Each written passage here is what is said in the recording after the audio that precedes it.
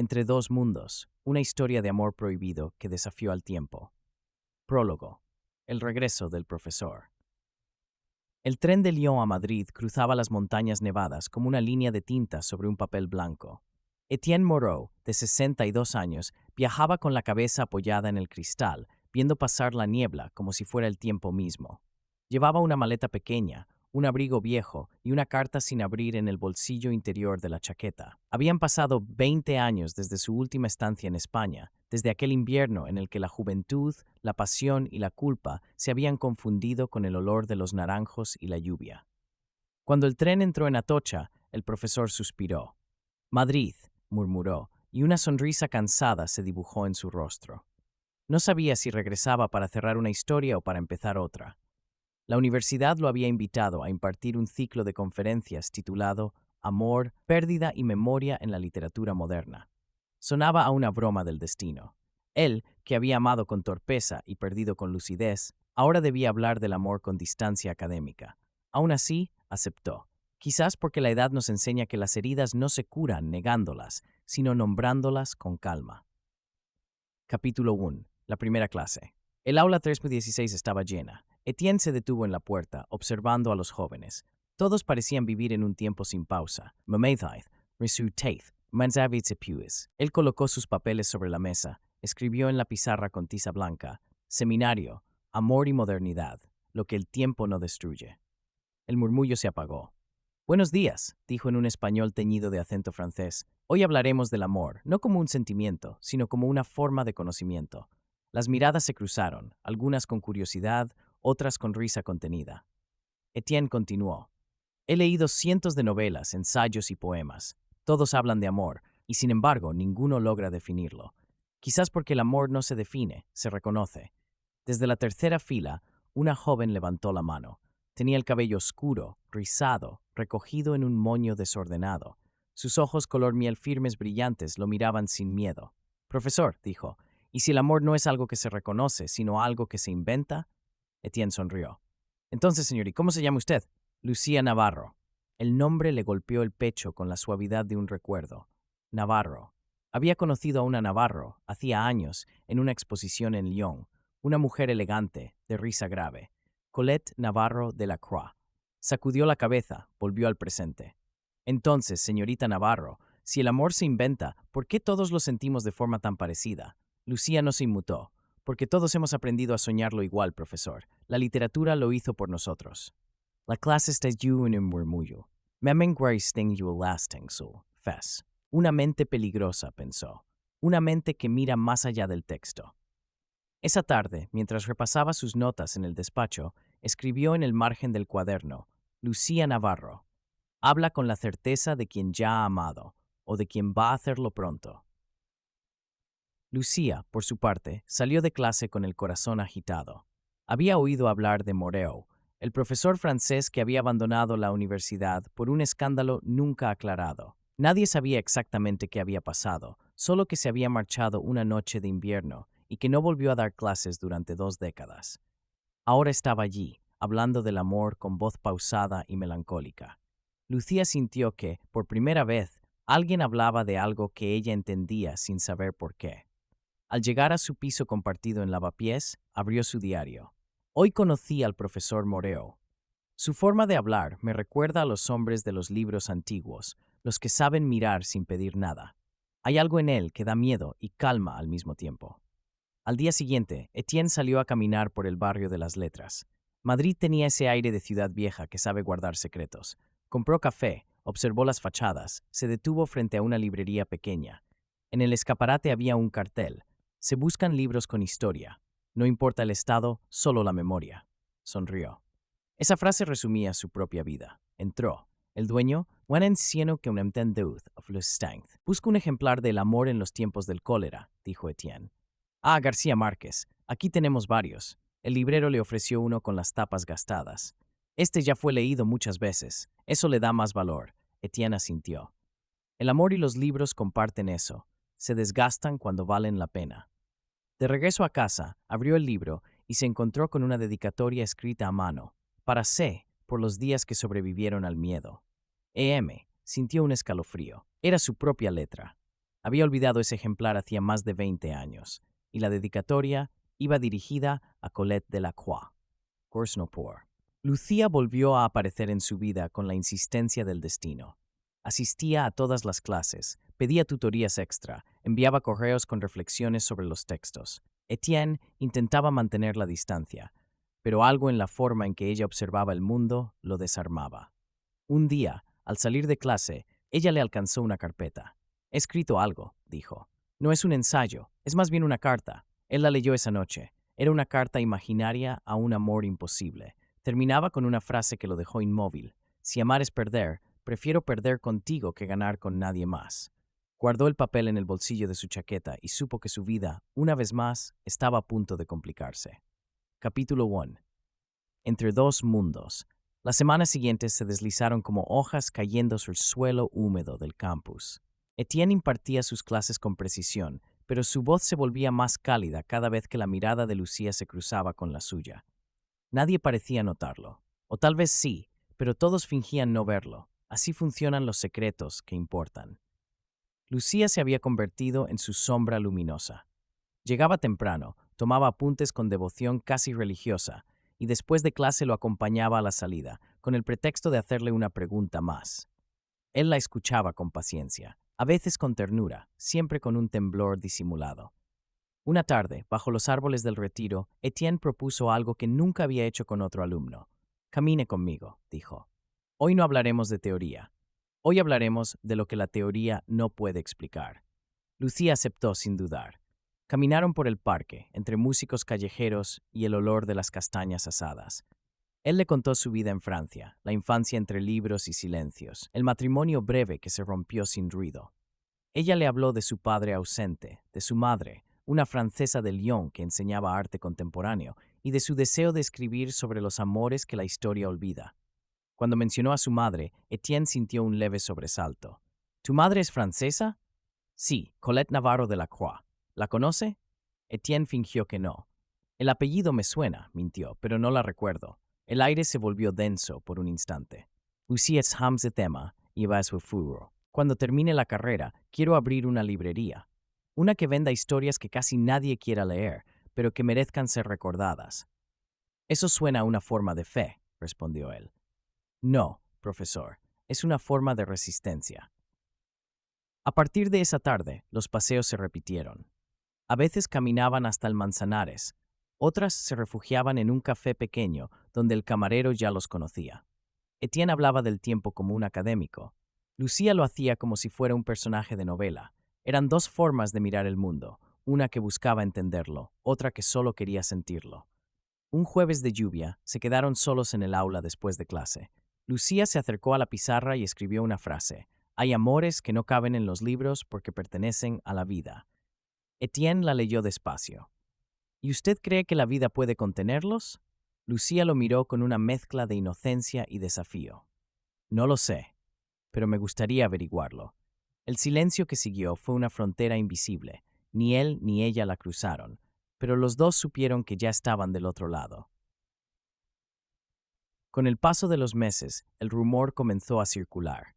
La universidad es un lugar donde las paredes escuchan. Alguien los vio salir juntos del Museo del Prado.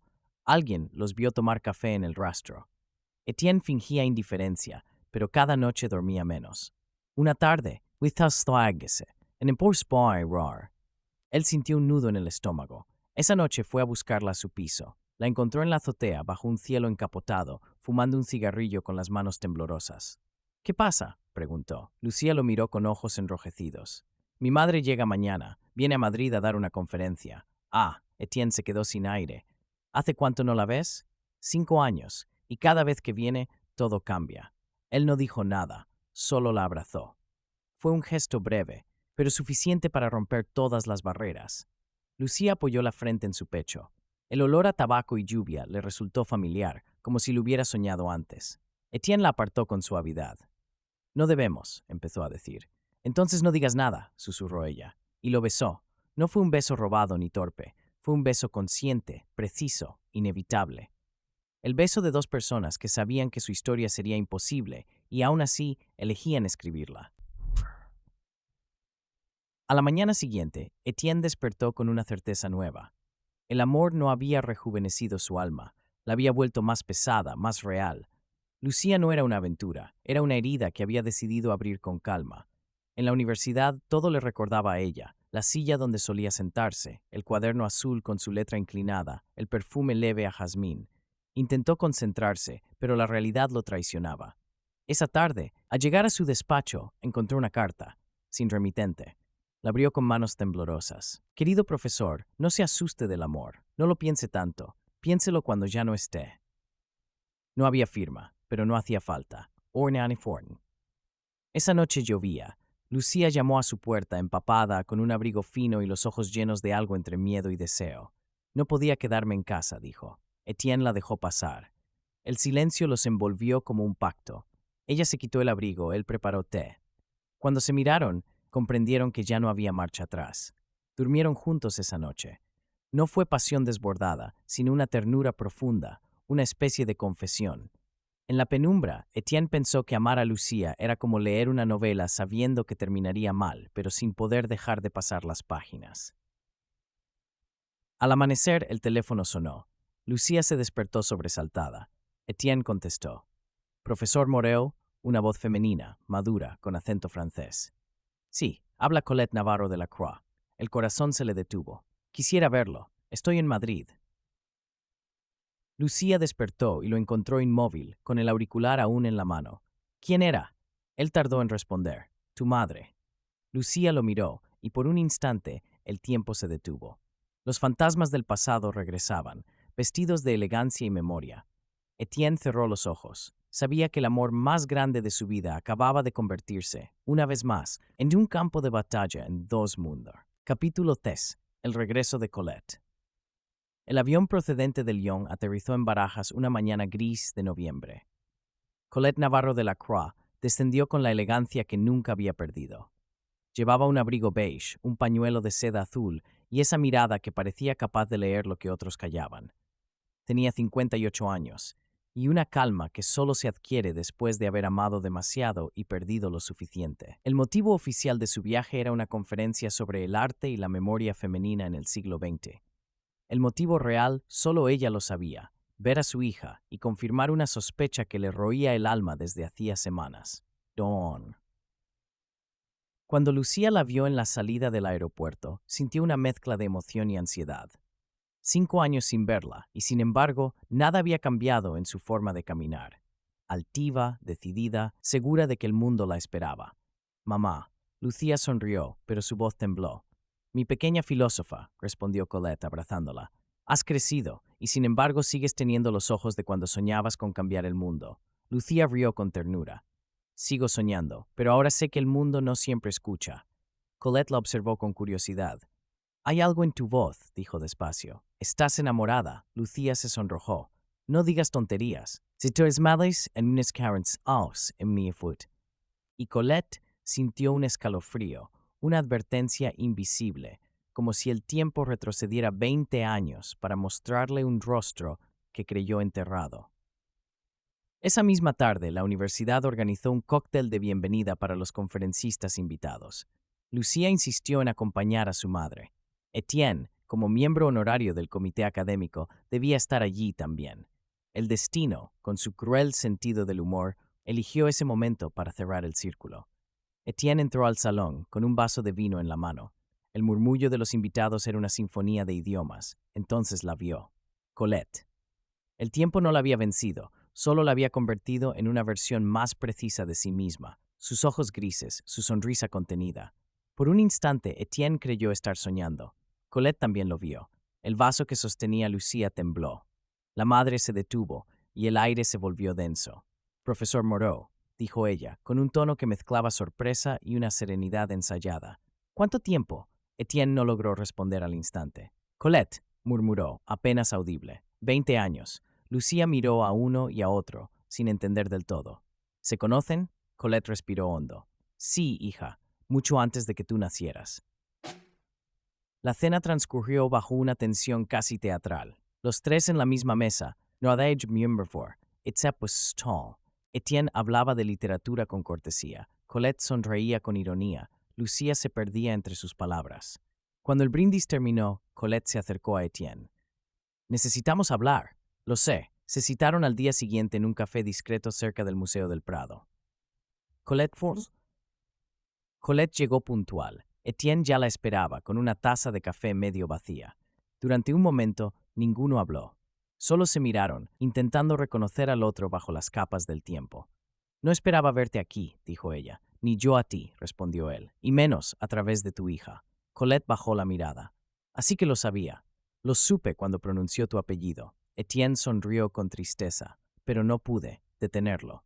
¿Y ella? ¿Sabe quién fuiste tú para mí? No, y no debe saberlo. Colette lo observó en silencio. ¿La amas? Él no contestó. A veces, el silencio es la única confesión posible. Colette suspiró. Eres el mismo de entonces, orgulloso, brillante, perdido. Y tú, replicó él, sigues llegando cuando todo está a punto de romperse. No vine a destruir nada, dijo ella conteniendo las lágrimas. Vine a entender por qué el destino decidió repetirse. Etienne extendió la mano, pero ella no la tomó. No repite, dijo. Corrige. Tal vez esta vez tú y yo tengamos que dejar que el amor siga su camino, aunque no nos pertenezca. Colette se levantó. No me pidas que vea a mi hija sufrir por ti. No se lo causaré. Etienne la miró fijamente. Pero no me pidas que la olvide. Esa noche, Colette llegó al hotel con el corazón dividido. Se sentó frente al espejo, se quitó los pendientes y por primera vez en años lloró. No por Etienne, ni siquiera por Lucía. Lloró por la mujer que había sido, la que creyó que el amor podía posponerse sin consecuencias. Al día siguiente fue a visitar a su hija. Lucía la esperaba en su apartamento. Colette observó los libros, las tazas de café, el abrigo masculino colgado en la silla. No necesitó preguntar. ¿Es él, verdad?, susurró. Lucía bajó la cabeza. Mamá, no lo planeé. Nadie planea un abismo, solo cae. Hubo un largo silencio. ¿Te vas conmigo a Lyon?, dijo Colette al fin. No, Lucía la miró con firmeza. No esta vez. No te pido permiso. Tampoco te lo doy. La discusión subió de tono. Palabras afiladas, heridas viejas, orgullo, amor mal entendido. Finalmente, Colette se marchó, dejando tras de sí el olor de su perfume y una frase suspendida en el aire. Hay amores que solo pueden salvarse separándose. 2 días después, Etienne recibió una carta de Lucía. No puedo elegir entre el amor y mi madre, pero tampoco puedo vivir sin ti. Si me buscas, me encontrarás en el tren de las 10 hacia Lyon. Si no vienes, entenderé que nuestra historia termina aquí. Etienne la leyó 1000 veces. It's at Troles en 9:20. Tomó el abrigo, corrió bajo la lluvia, llegó a Atocha jadeando. El tren ya había partido. A través del cristal empañado, vio alejarse las luces rojas del último vagón. Se quedó allí bajo la lluvia, sabiendo que el destino le había dado una segunda oportunidad solo para arrebatársela de nuevo. Lucía llegó a Lyon esa noche. Colette la esperaba en el andén. No hablaron, solo se abrazaron, como dos mujeres que sabían que el amor, a veces, no salva, pero enseña. Capítulo 4. Los años del silencio. Lyon. Inviernos largos. Lyon recibió a Lucía con un frío que se pegaba a los huesos y un idioma que, aunque familiar por su madre, dolía en la boca del alma. La ciudad olía a pan caliente en las mañanas y a lluvia sobre piedra por las tardes. El Saona, gris y paciente, parecía llevarse cada día un poco de la decisión que la había traído. Colette le preparó una habitación luminosa con una mesa junto a la ventana y una manta de lana gruesa. No preguntó por Etienne. Lucía no habló de él. Entre ambas se instaló un pacto sin firma. Sobrevivir primero, entender después. Lucía buscó refugio en la rutina. Se matriculó en un curso de edición y corrección de textos en la École Normale. Trabajó medio tiempo en una pequeña librería de ocasión en Croix-Rousse y por las noches asistía a las conferencias de Colette, sentándose al fondo, anotando frases que la atravesaban como relámpagos. La memoria no pide permiso, ocupa, desplaza, funda ciudades enteras en el cuerpo. El amor es un idioma extranjero que se desaprende todos los días. No hay pasado, hay capas de presente superpuestas. En la librería, un gato atigrado dormía sobre las primeras ediciones. Lucía aprendió a reconocer el susurro de los coleccionistas, la respiración contenida antes de abrir un lomo antiguo. A veces, sin querer, buscaba con la mirada un apellido en los ex libris. Moreau. Nunca aparecía. Y cuando de pronto un cliente pedía literatura española, el corazón le daba un salto y se obligaba a sonreír con normalidad. Las cartas no llegaron, ni de Madrid ni de Granada. Lucía esperaba la vibración del timbre en las mañanas, con la esperanza terca de quien sabe que el mundo, de vez en cuando, devuelve lo que arrebata. Nada. Empezó a escribir diarios en francés. Era su modo de traicionarse con dulzura. Si ponía esa historia en otro idioma, quizá dolería menos. Colette observaba en silencio. Era una espectadora con culpa. Preparaba sopas, dejaba flores secas en la mesa, proponía paseos por el viejo Lyon. Cuando Lucía se quedaba en casa los domingos, Colette sacaba un tablero de ajedrez. Así hablaban, alfil, caballo, peón. La reina rara vez salía. Las dos sabían que la pieza más poderosa del tablero, mal movida, destruye más que protege. En diciembre, una nevada gruesa volvió la ciudad un mapa sin calles. Lucía salió sola de noche y se sentó en las escaleras de Fourvière a mirar el río. Si regresas, no preguntaré nada, pensó. Si no regresas, aprenderé a nombrar tu ausencia sin pronunciar tu nombre. Del bolsillo tomó un papel con una sola línea escrita. Lo que no pudo el tren, quizá pueda el tiempo. Lo dobló en 4 y lo dejó debajo de una piedra. Era su pequeña ofrenda a los dioses de lo imposible. Madrid. El hueco que aprendió a hablar, Etienne no volvió a Atocha en semanas. Las estaciones ferroviarias le parecían cementerios con horarios. Tras la partida, renunció definitivamente al comité académico. Los pasillos de la universidad le devolvían ecos de pasos que ya no quería escuchar. Mudó su apartamento a una buhardilla en Lavapiés, y como quien se cambia de piel, cambió de mesa en el café, de banco en el Retiro, de librero de confianza. Volvió a escribir, pero sin voluntad de publicar. Textos cortos, aforismos como piedras lisas que uno colecciona en el bolsillo para no olvidar el tacto del mundo. Hay ausencias que inventan al ausente. La fidelidad no siempre es hacia una persona, a veces es hacia una versión de uno mismo que ya no existe. El amor madura cuando aprende a desobedecer al orgullo. Por las noches daba clases privadas de literatura comparada a pequeños grupos. Le llamaban los seminarios del ático. No había títulos ni créditos, solo lectores con hambre. Hablaban de Proust como si fuera un vecino y de María Zambrano como si les hubiera dictado la noche anterior.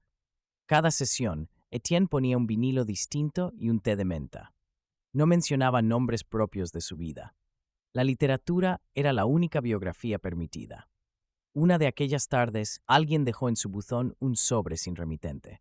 Dentro, un recorte de periódico, Colette Navarro de Lacroix, ciclo de conferencias en la Université de Lyon.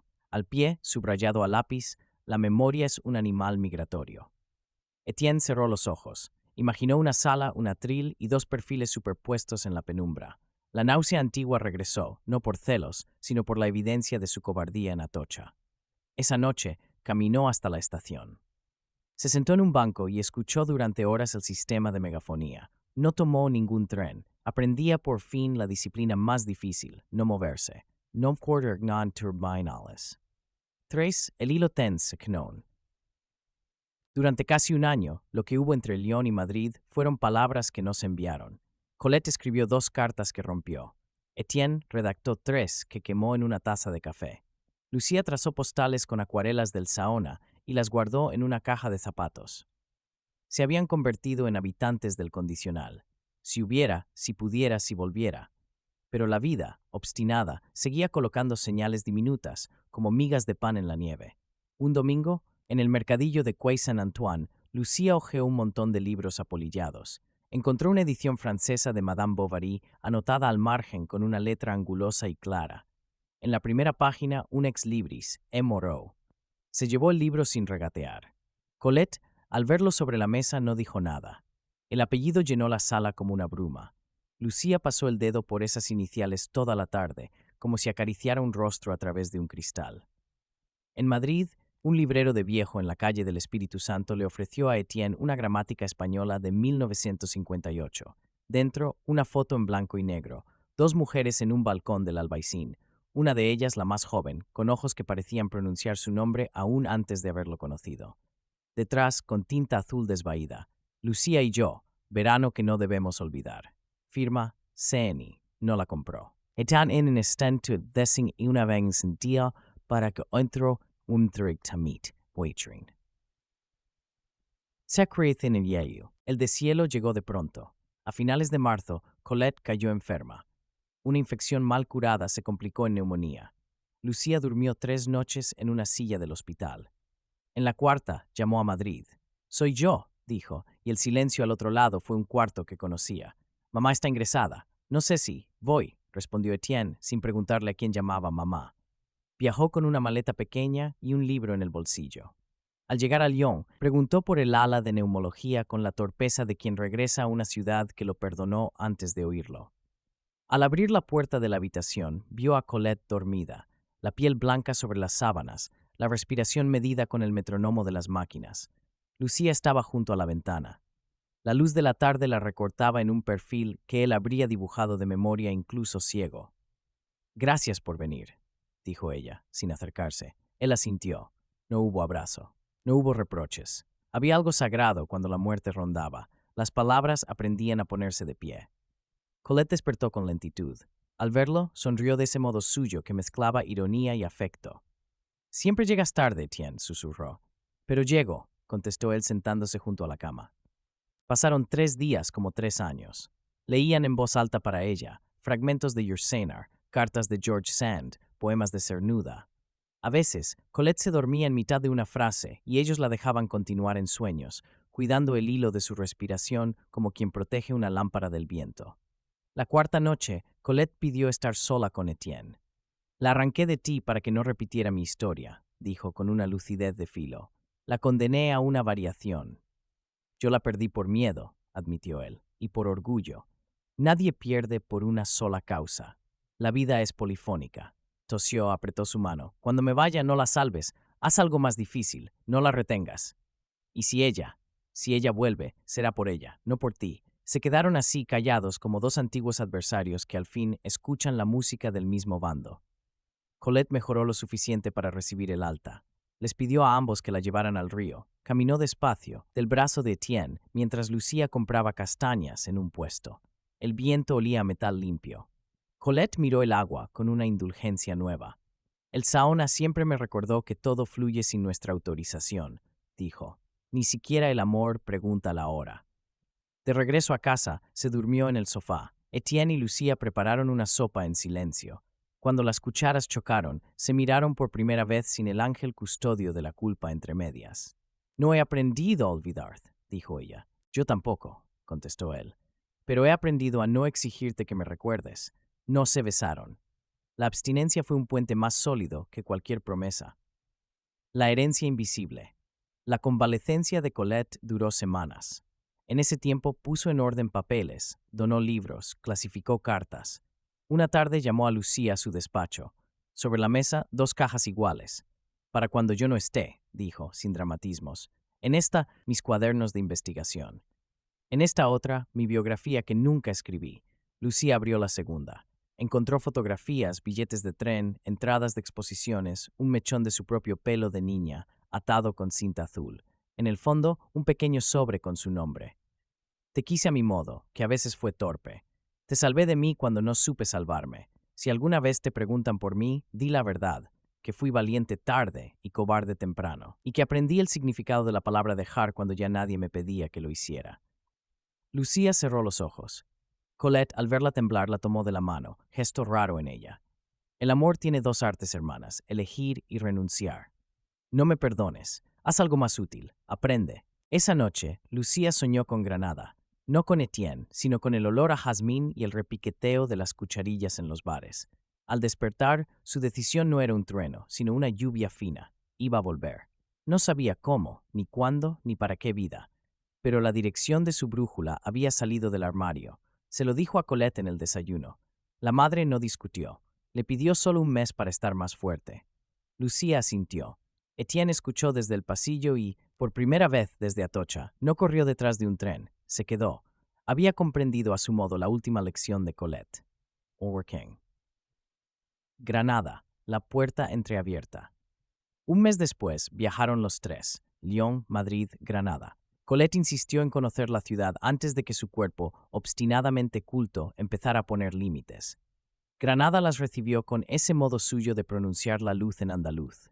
Etienne fue unos días después, sin equipaje, como quien no quiere ponerle peso a la esperanza. Alquilaron un pequeño piso en el Albaicín con terraza. Desde allí, la Alhambra parecía una palabra que alguien había aprendido a decir alargando las sílabas. Colette caminaba por la mañana con un bastón que se negaba a llamar bastón. Por las tardes, Lucía buscaba locales en alquiler.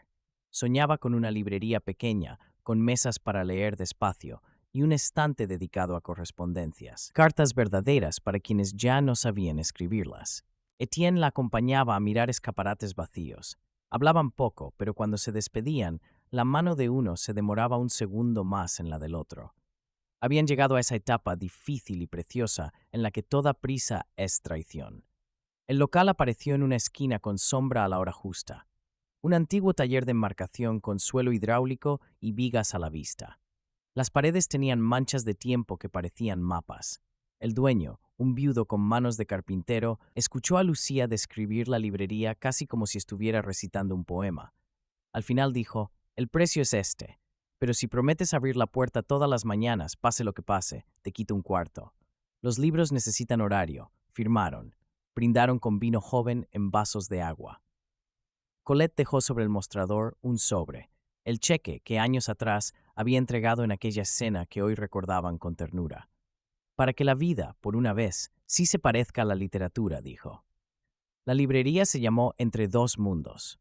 No por el antiguo título que Lucía había imaginado, ni por el destino que los había traído, sino por una certeza nueva. Los libros son puentes, no islas. La prueba final. El día antes de la inauguración, Colette tuvo una recaída. En la madrugada su respiración se volvió de cristal. En el hospital de San Cecilio, los médicos fueron claros. Etienne sostuvo la mirada sin parpadear.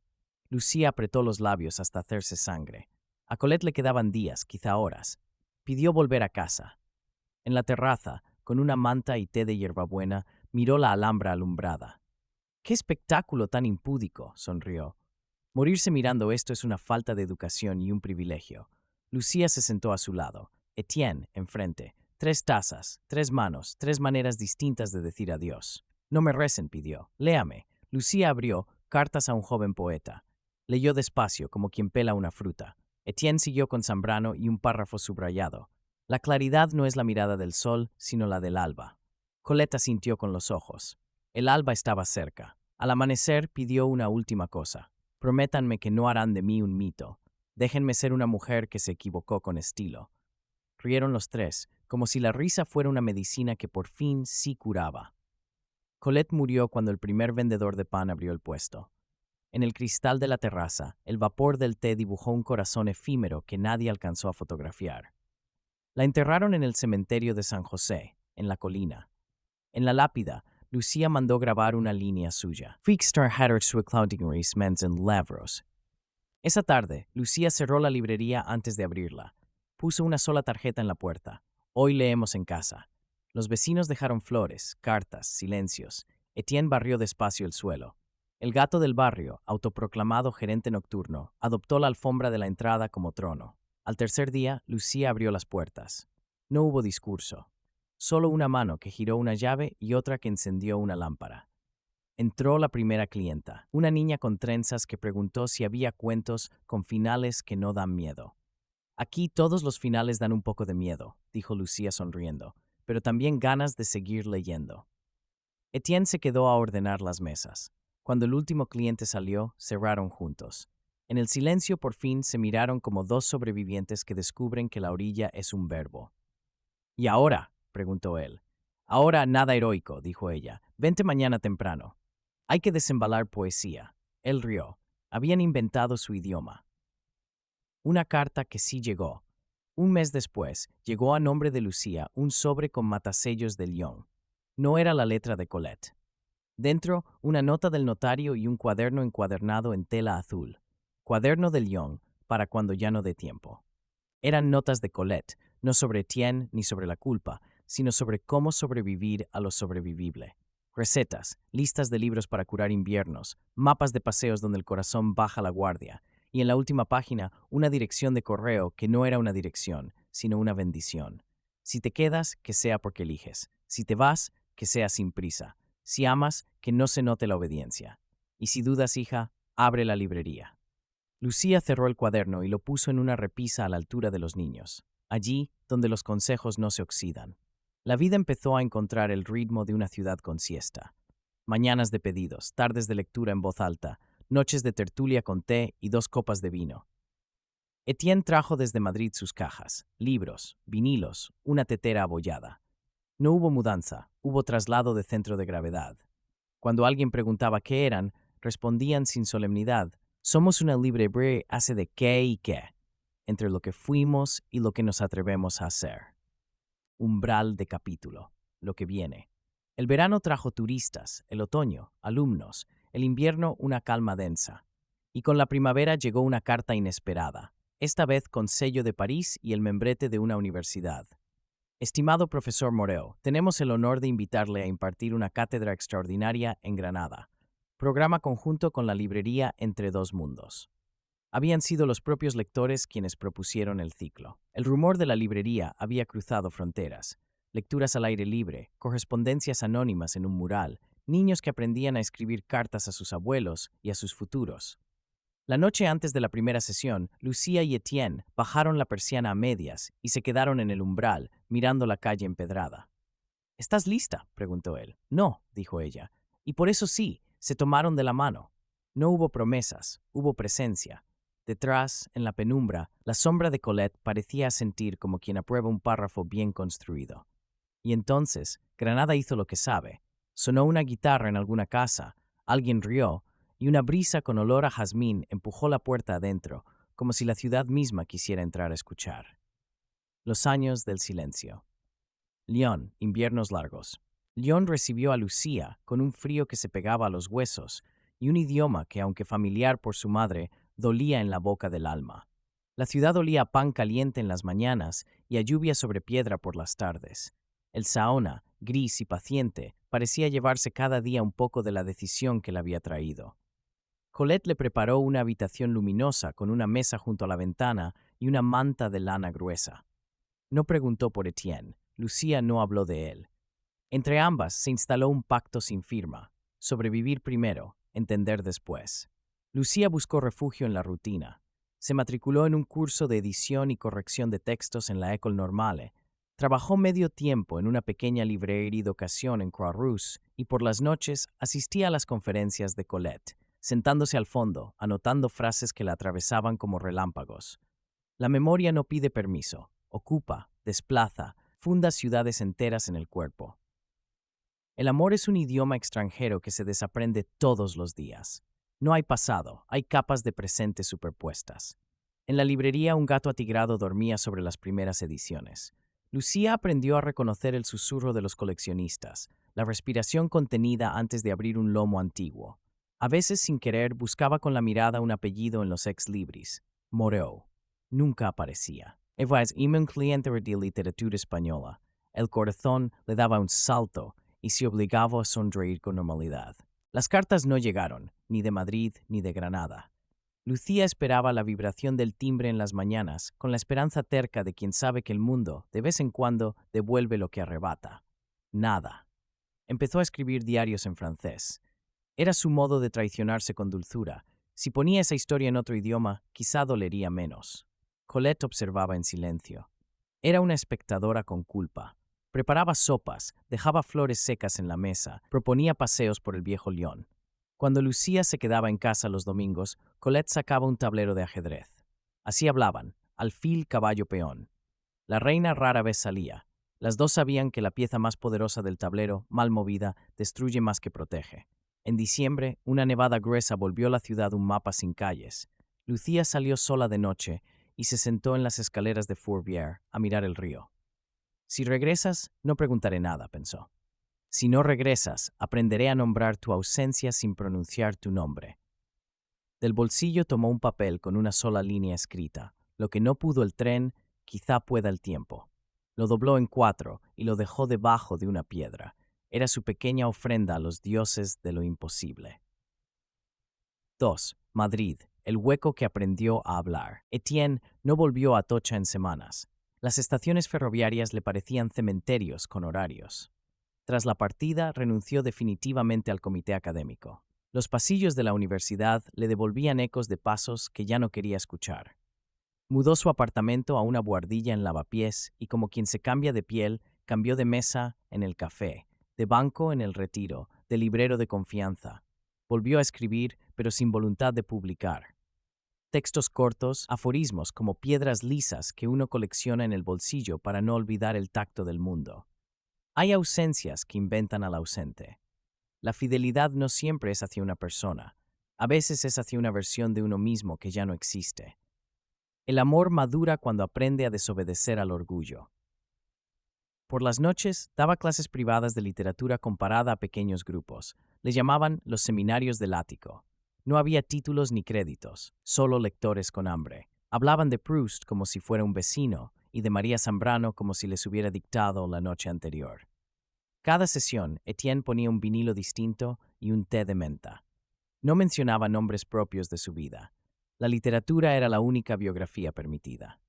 Una de aquellas tardes, alguien dejó en su buzón un sobre sin remitente. Dentro, un recorte de periódico. Colette Navarro de la Croix, ciclo de conferencias en la Université de Lyon. Al pie, subrayado a lápiz, la memoria es un animal migratorio. Etienne cerró los ojos. Imaginó una sala, un atril y dos perfiles superpuestos en la penumbra, madre e hija. La náusea antigua regresó, no por celos, sino por la evidencia de su cobardía en Atocha. Esa noche caminó hasta la estación. Se sentó en un banco y escuchó durante horas el sistema de megafonía. No tomó ningún tren. Aprendía por fin la disciplina más difícil, no moverse. 3. El hilo tenso, correspondencias que no llegaron. Durante casi un año, lo que hubo entre Lyon y Madrid fueron palabras que no se enviaron. Colette escribió 2 cartas que rompió.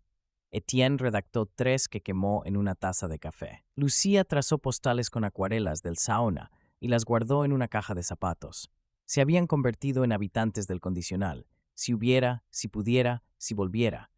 Pero la vida, obstinada, seguía colocando señales diminutas, como migas van a nieve. Un domingo, en el mercadillo de Quai Saint-Antoine, Lucía hojeó un montón de libros apolillados. Encontró una edición francesa de Madame Bovary, anotada al margen con una letra angulosa y clara.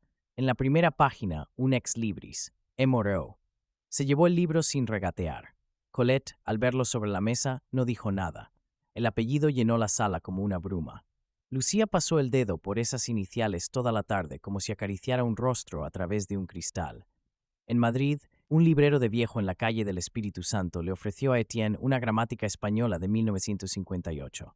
Dentro, una foto en blanco y negro, 2 mujeres en un balcón del Albaicín. Una de ellas, la más joven, con ojos que parecían pronunciar su nombre aún antes de haberlo conocido. Detrás, con tinta azul desvaída, Lucía y yo, verano que no debemos olvidar. Firma, CN. No la compró. La dejó en el estante como quien deja una vela encendida para que otro encuentre el camino.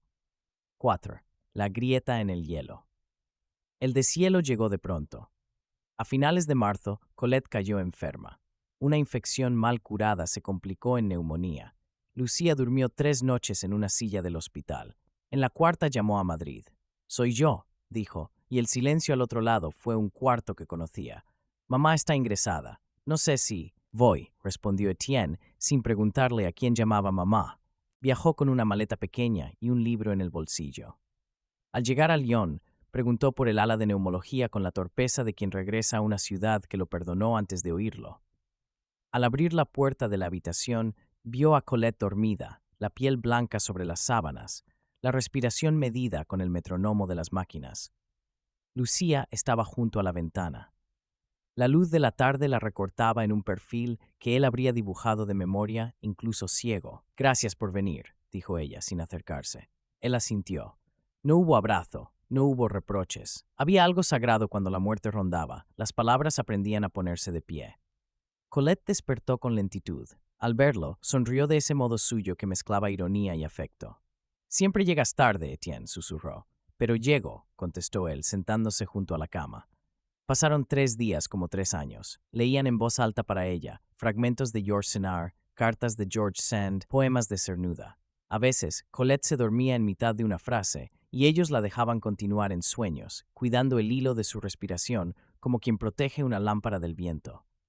La cuarta noche, Colette pidió estar sola con Etienne. La arranqué de ti para que no repitiera mi historia, dijo, con una lucidez de filo. La condené a una variación. Yo la perdí por miedo, admitió él, y por orgullo. Nadie pierde por una sola causa. La vida es polifónica. Tosió, apretó su mano. Cuando me vaya, no la salves. Haz algo más difícil, no la retengas. Y si ella vuelve, será por ella, no por ti. Se quedaron así, callados, como dos antiguos adversarios que al fin escuchan la música del mismo bando. Colette mejoró lo suficiente para recibir el alta. Les pidió a ambos que la llevaran al río. Caminó despacio del brazo de Etienne mientras Lucía compraba castañas en un puesto. El viento olía a metal limpio. Colette miró el agua con una indulgencia nueva. El Saona siempre me recordó que todo fluye sin nuestra autorización, dijo. Ni siquiera el amor pregunta la hora. De regreso a casa, se durmió en el sofá. Etienne y Lucía prepararon una sopa en silencio. Cuando las cucharas chocaron, se miraron por primera vez sin el ángel custodio de la culpa entre medias. No he aprendido a olvidarte, dijo ella. Yo tampoco, contestó él, pero he aprendido a no exigirte que me recuerdes. No se besaron. La abstinencia fue un puente más sólido que cualquier promesa. 5. La herencia invisible. La convalecencia de Colette duró semanas. En ese tiempo puso en orden papeles, donó libros, clasificó cartas. Una tarde llamó a Lucía a su despacho. Sobre la mesa, 2 cajas iguales. Para cuando yo no esté, dijo. En estmo, tapt you the thugrids of strain. Estignumator me grafía que no escribí. Lucía abrió la segunda. Encontró fotografías, billetes de tren, entradas de exposiciones, un mechón de su propio pelo de niña, atado con cinta azul. En el fondo un pequeño sobre con su nombre. Te quise a mi modo, que a veces fue torpe. Te salvé de mí cuando no supe salvarme. Si alguna vez te preguntan por mí, di la verdad, que fui valiente tarde y cobarde temprano, y que aprendí el significado de la palabra dejar cuando ya nadie me pedía que lo hiciera. Lucía cerró los ojos. Colette, al verla temblar, la tomó de la mano, gesto raro en ella. El amor tiene 2 artes hermanas, elegir y renunciar. No me perdones. Haz algo más útil. Aprende. Esa noche, Lucía soñó con Granada, no con Etienne, sino con el olor a jazmín y el repiqueteo de las cucharillas en los bares. Al despertar, su decisión no era un trueno, sino una lluvia fina. Iba a volver. No sabía cómo, ni cuándo, ni para qué vida. Pero la dirección de su brújula había salido del armario. Se lo dijo a Colette en el desayuno. La madre no discutió. Le pidió solo un mes para estar más fuerte. Lucía asintió. Etienne escuchó desde el pasillo y por primera vez desde Atocha no corrió detrás de un tren. Se quedó. Había comprendido, a su modo, la última reflexión de Colette. 6. Granada, la puerta entreabierta. Un mes después, viajaron los 3. Lyon, Madrid, Granada. Colette insistió en conocer la ciudad antes de que su cuerpo, obstinadamente culto, empezara a poner límites. Granada las recibió con ese modo suyo de pronunciar la luz en andaluz. Etienne fue unos días después, sin equipaje, como quien no quiere ponerle peso a la esperanza. Alquilaron un pequeño piso en el Albaicín con terraza. Desde allí, la Alhambra parecía una palabra que alguien había aprendido a decir alargando las sílabas. Colette caminaba por la mañana con un bastón que se negaba a llamar bastón. Por las tardes, Lucía buscaba locales en alquiler. Soñaba con una librería pequeña con mesas para leer despacio y un estante dedicado a correspondencias, cartas verdaderas para quienes ya no sabían escribirlas. Etienne la acompañaba a mirar escaparates vacíos. Hablaban poco, pero cuando se despedían, la mano de uno se demoraba un segundo más en la del otro. Habían llegado a esa etapa difícil y preciosa en la que toda prisa es traición.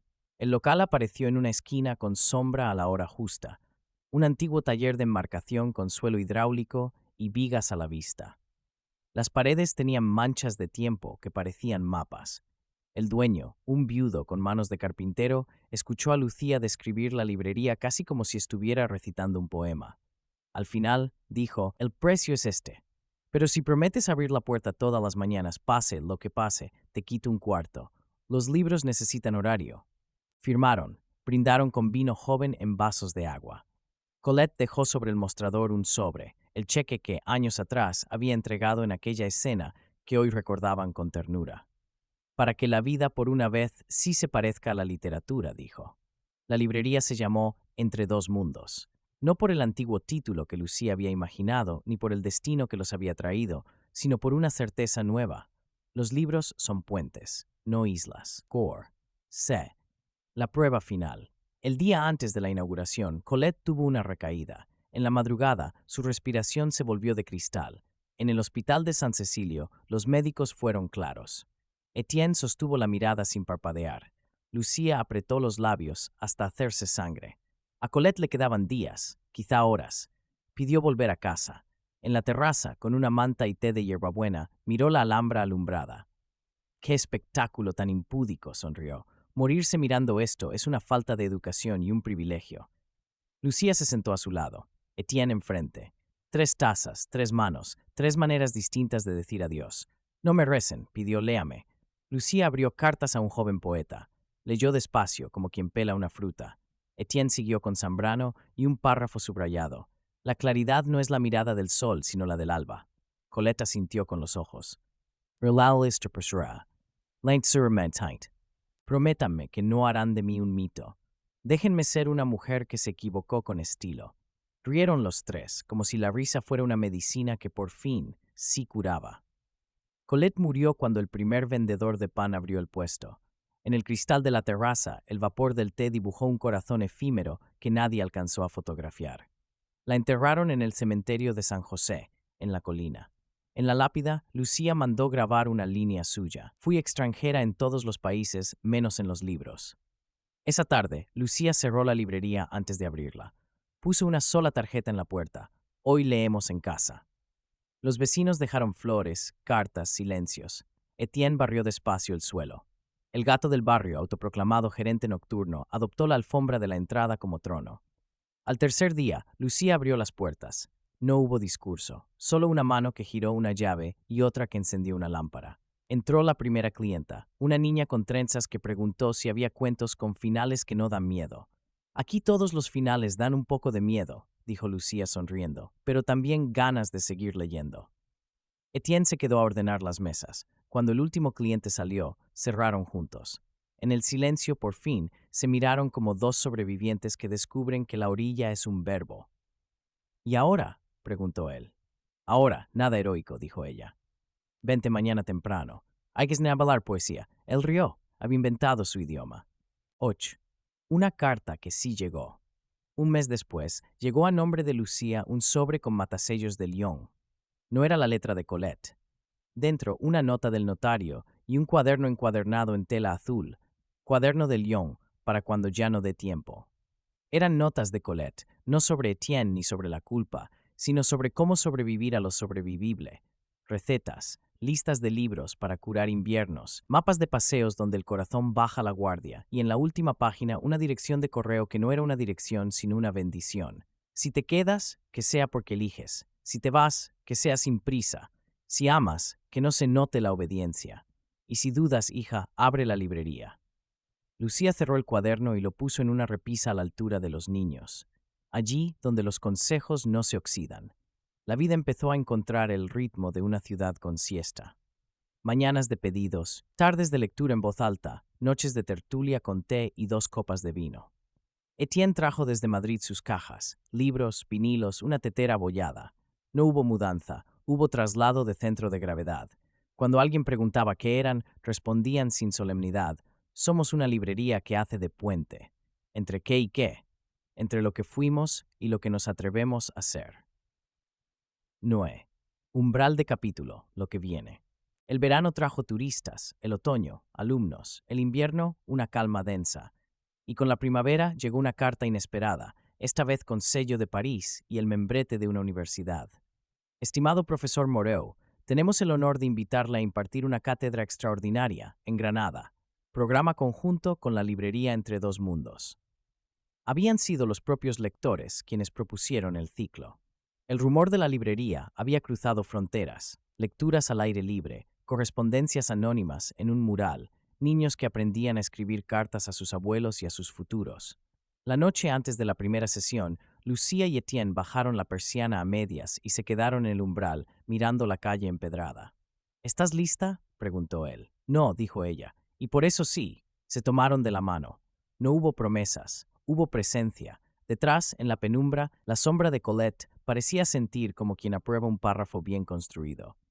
Y entonces Granada hizo lo que sabe. Sonó una guitarra en alguna casa, alguien rió, y una brisa con olor a jazmín empujó la puerta adentro, como si la ciudad misma quisiera entrar a escuchar. Resumen detallado, Entre dos mundos. Entre dos mundos es una historia de amor, destino y redención, que abarca más de 20 años y 3 vidas entrelazadas por el deseo, el miedo y la memoria. Ambientada entre Francia y España, la novela explora cómo los amores imposibles no siempre terminan, sino que se transforman con el tiempo. El comienzo del viaje. Etienne Moreau, un prestigioso profesor francés de literatura comparada, decide trasladarse a España para comenzar una nueva vida tras un pasado marcado por la soledad y la decepción. En la Universidad de Madrid imparte clases sobre el amor romántico en la literatura, aunque él mismo hace tiempo que ha dejado de creer en él. Lucía Navarro, una joven andaluza brillante y apasionada, es una de sus alumnas más prometedoras. A pesar de su timidez inicial, su curiosidad y su forma de pensar captan la atención del profesor. Lo que empieza como un intercambio intelectual se convierte lentamente en una conexión emocional que ninguno de los dos puede ignorar. Etienne encuentra en Lucía la frescura y el valor que había perdido. Lucía, en Etienne, la profundidad y la ternura que siempre había buscado en el amor. Sin embargo, un secreto los acecha. Etienne fue, 20 años atrás, el gran amor de la madre de Lucía. El regreso del pasado. Lucía invita a su madre, Colette Navarro, a visitarla en Madrid, sin saber que el destino prepara una de sus más crueles ironías. Cuando Etienne y Colette se reencuentran, el pasado irrumpe con la fuerza de lo inevitable. Colette, ahora una reconocida conferencista y ensayista francesa, se enfrenta al hombre que alguna vez amó y perdió. El triángulo entre madre, hija y profesor se llena de silencios incómodos, verdades no dichas, y una tensión que amenaza con romper a los tres. Colette, al descubrir el amor entre Lucía y Etienne, intenta proteger a su hija, repitiendo el mismo error que cometió años atrás, confundir el amor con el miedo. Lucía, herida y confundida, obedece a su madre y regresa con ella a Lyon, dejando a Etienne atrás en la estación de Atocha, bajo una lluvia que parece borrar las promesas de ambos. Los años del silencio. Lyon se convierte en el refugio de Lucía, pero también en su prisión. Vive junto a su madre, intentando reconstruir su vida. Se dedica a la literatura, trabaja en una pequeña librería y asiste a las conferencias de Colette, aunque su corazón permanece anclado en Madrid. Mientras tanto, Etienne renuncia a la universidad y se retira del mundo académico. Vive solo, dando clases particulares en su ático, escribiendo aforismos y reflexiones sobre el amor, la pérdida y la memoria. Ambos intentan olvidarse, pero cada uno vive con la ausencia del otro como una sombra constante. Durante esos años, Colette comienza a enfermar. Al acercarse a la muerte, comprende que su mayor error no fue amar, sino impedir que otros lo hicieran. Llama a Etienne y lo invita a Lyon. Allí, entre hospitales, cafés y lecturas, está Etienne dans nada pasir, pero lane. Guarden tu tribunal agremador. Tras la enfermedad de Colette, los tres viajan al sur de España. Granada, con su luz dorada y su aire andaluz, se convierte en el escenario de una nueva oportunidad. Colette alquila una pequeña casa en el Albaicín y anima a Lucía a cumplir su sueño, abrir una librería donde las historias puedan sanar las heridas del alma. La librería se llama Entre dos mundos, símbolo de la unión entre lo que fueron y lo que aún pueden ser. Etienne se instala en la ciudad, cerca de ellas. Ayuda a Lucía a organizar los libros y a dar charlas de literatura. Su relación, más madura y silenciosa, florece de nuevo. No hay declaraciones apasionadas, sino gestos cotidianos. Preparar café, ordenar estanterías, leer en voz alta. El amor, que antes los había destruido, ahora los sostiene. La despedida de Colette. El día antes de la inauguración de la librería, Colette sufre una recaída. Pide pasar sus últimos días en casa, mirando la Alhambra desde la terraza. Lucía y Etienne leen para ella fragmentos de sus autores favoritos, Rilke, Zambrano y Ursenar. Antes de morir, Colette les deja una última lección. No hagan de mí un mito, déjenme ser una mujer que se equivocó con estilo. Su muerte no es un final, sino un puente. En su testamento deja 2 cajas, una con sus investigaciones y otra con cartas personales. En una de ellas escribe: el amor tiene 2 artes hermanas, elegir y renunciar. Aprended ambas. Lucía y Etienne entierran a Colette en la colina de San José. En su lápida graban: fui extranjera en todos los países, menos en los libros. La vida después del amor. Tras la muerte de Colette, Lucía reabre la librería. Granada la acoge con su mezcla de poesía, música y nostalgia. Etienne se queda a su lado. Juntos convierten Entre dos mundos en un lugar donde los lectores se reconcilian con su pasado. Se escriben cartas, se comparten libros, se cuentan historias en voz alta.